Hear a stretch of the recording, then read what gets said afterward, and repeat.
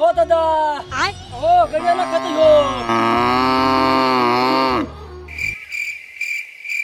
अरे स्टार बुढ़वा अरे कानू के दुकान लाचर के ना मर जाला हो।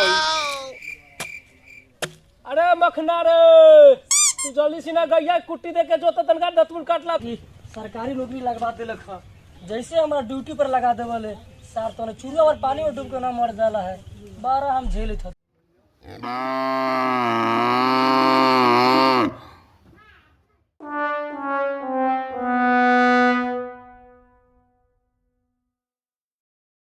साला के रात में खुरपी से नटिए काट दे।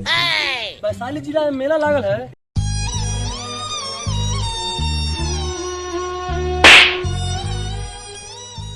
गला मार ले रे हमर गान मार के काम कर गान मार के फिर हमरा दी तोरो ने गान मार देबा।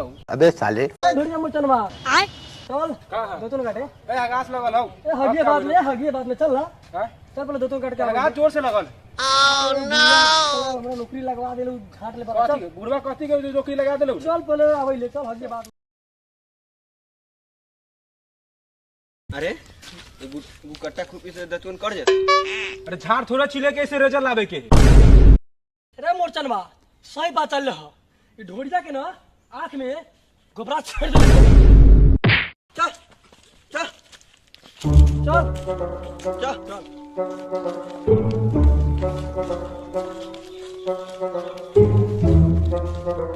बाप रे भाई ये बसारी करे ला ला ला ला ला ला फिर ला ला ला धर तो काटी धर चढ़ेलू धर धर। अरे सही मेरे मोरचनवा एक राख में ना गोबरा छेड़ देले हो। बस सही कर देते रे ये तो तोरे पे है ना रे चल चल चल के पे हो पहले आगे दिखावी लोग चल ऐसा मत करो मेरी जान, लाइफ में कुछ अच्छा करो यार। देख आग में सवारी है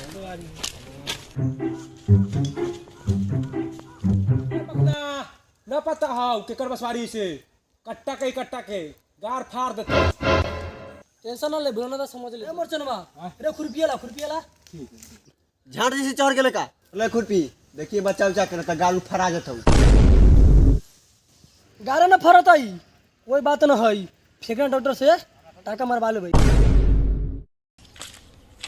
अरे साला बांस काटे छुरी जाल साला कट्टा सिंह के बुला के लावे रुक रुक साला कट्टा सिंह के बुला के